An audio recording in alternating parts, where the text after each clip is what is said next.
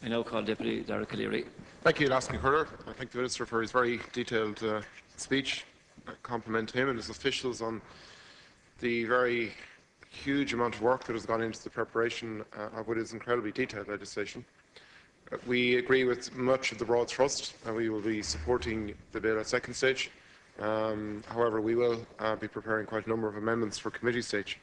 And I do welcome the fact that the Minister is committed to having this through the legislative process by the end of the year, and we will endeavour to facilitate you in that as far as we can, whilst also hoping to work with you improving the provisions of the bill.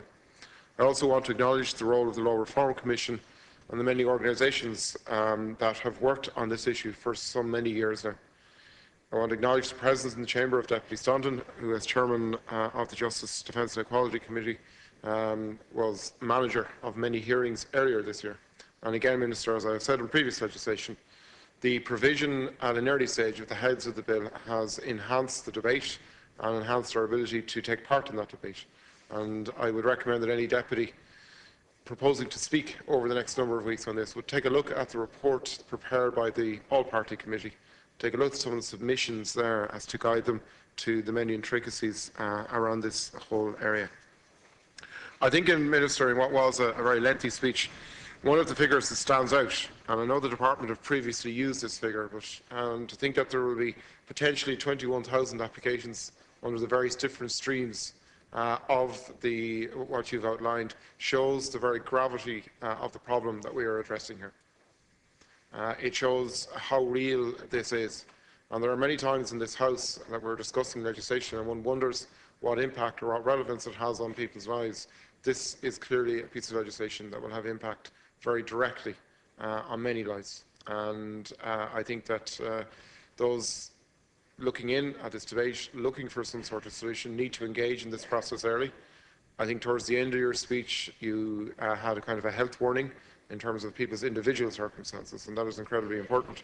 And one of the areas I am concerned about is the management of the process and the whole area around the personal insolvency practitioners, which I'll come back to later. I think the whole area of personal debt, and one of the issues that was constant during the hearings we had at the committee was, while the focus is understandably on mortgage debt as a result of the property crash, the whole area of personal debt generally in this country is something that the extent of it is clearly fully not understood.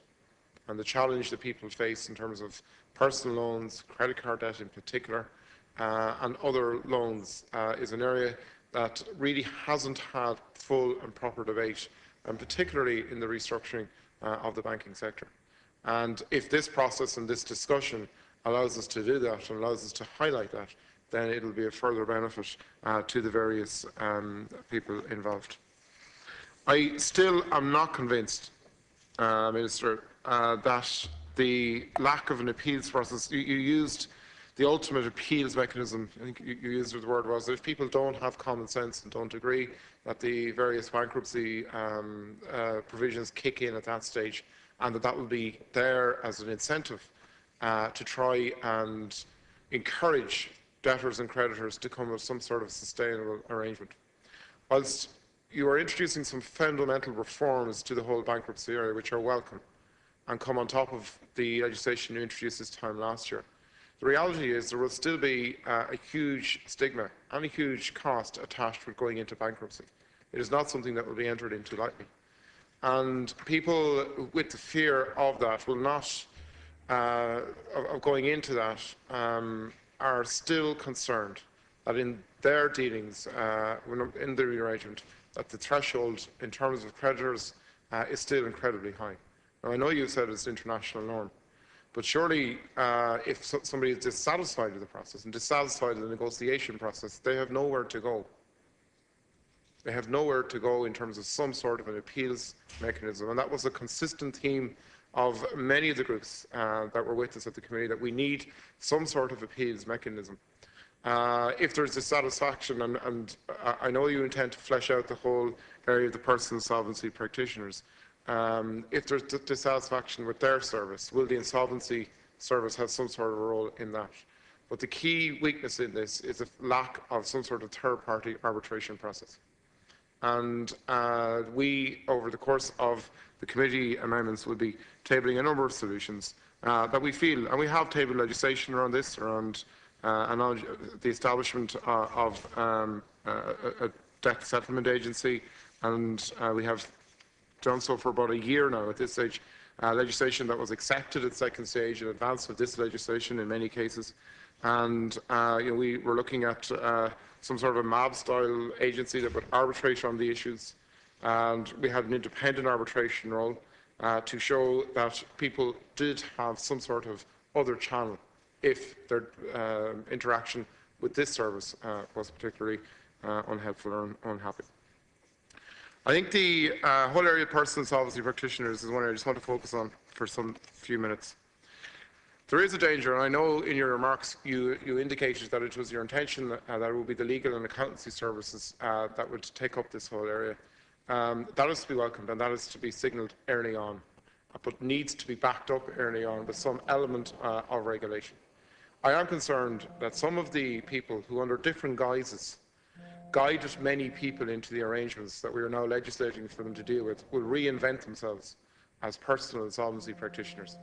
Those who were involved in financial the area, involved in property area over years, now suddenly see a niche in the market for them to, Superman-like, step into a phone box, come out and re-establish themselves as the champion of those in difficulty. And I think the danger in this area is very clear unless we have very clear regulations and very strict regulations. Secondly, these people will be dealing with very confidential information. They will be dealing with people's money. So one assumes there will be some sort of, I think there's an intentionalization of a bonding arrangement in place. Thirdly, as I said already, there needs to be some sort of role for people who have a difficulty with their personal insolvency practitioner, for somebody who does not serve the client well. And there needs to be some sort of mechanism that person can be controlled and that person can be cautioned. Fourthly, there's a whole area of the fees and the management of this process. And that's one area. It is such a detailed role and it is such a lengthy role. Potentially you could have somebody involved as a personal insolvency practitioner for between 5 and 8 years.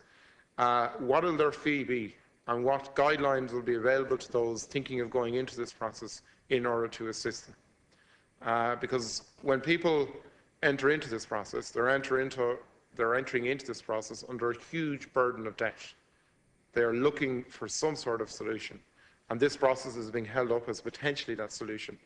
So it is important that those that guide them through that solution and that manage that solution don't add in some way to that ongoing debt issue, but also are properly qualified and properly regulated and able to do so.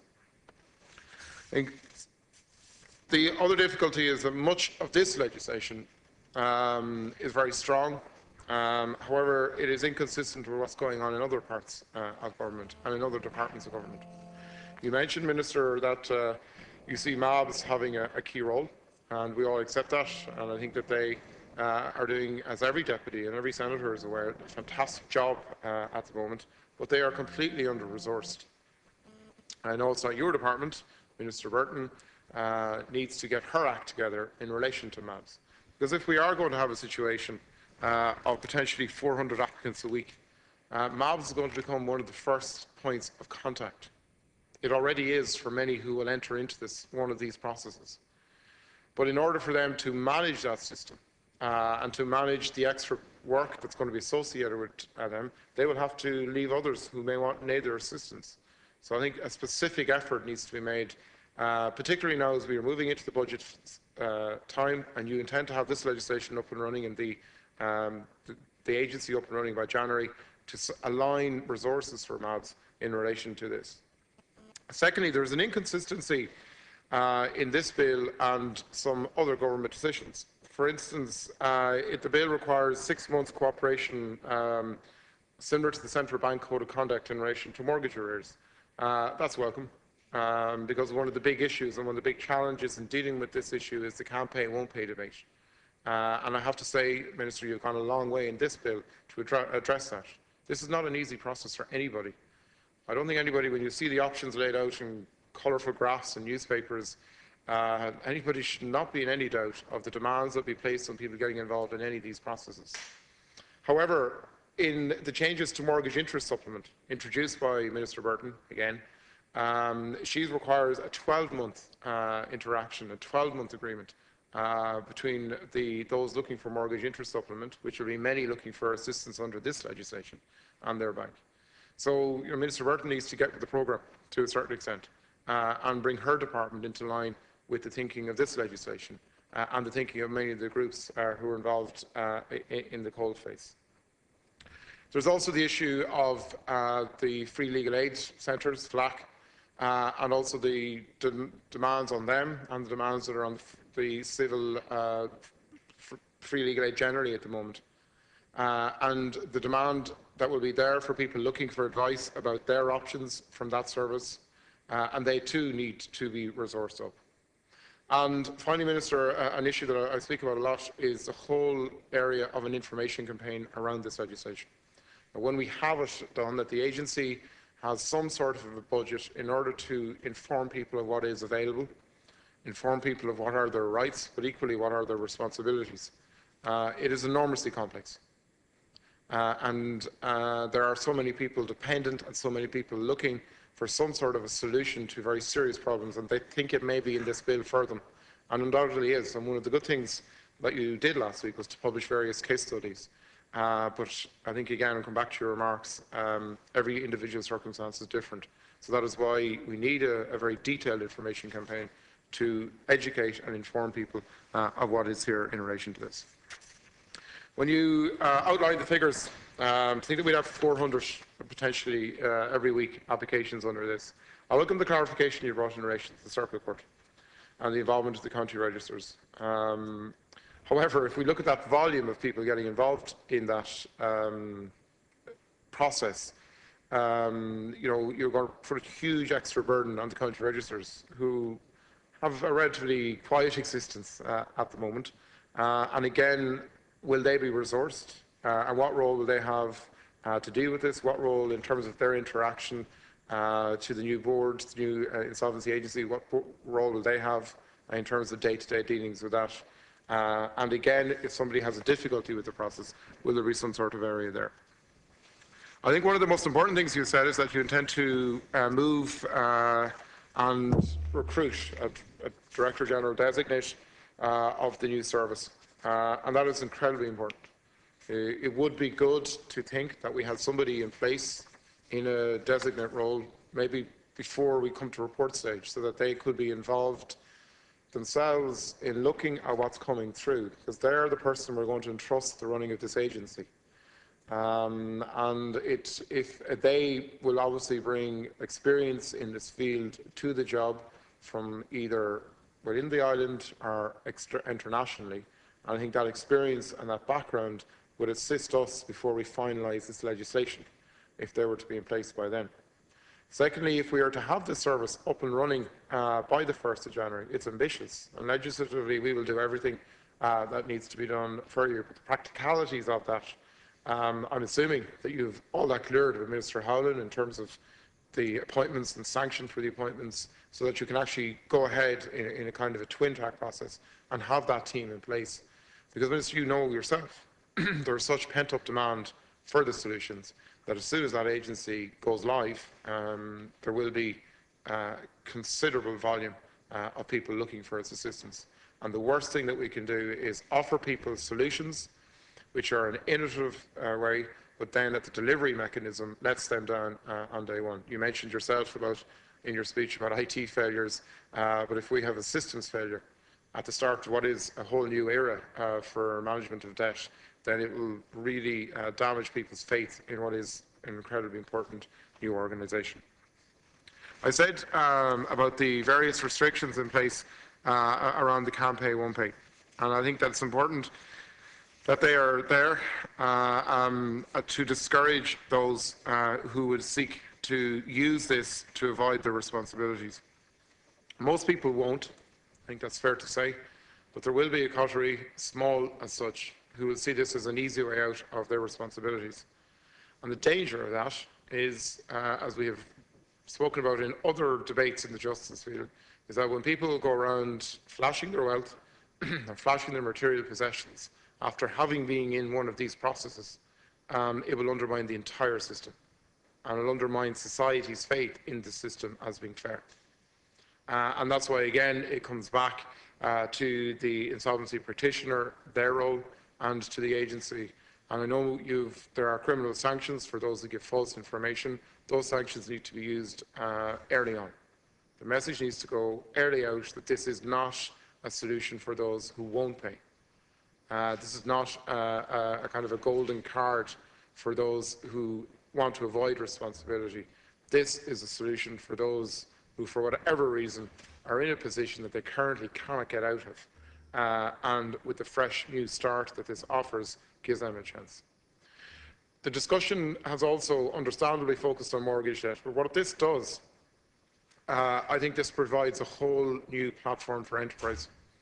The change in the bankruptcy culture and the insolvency culture will make it a little bit easier for those with an idea that they think is worth pursuing to actually go down that road.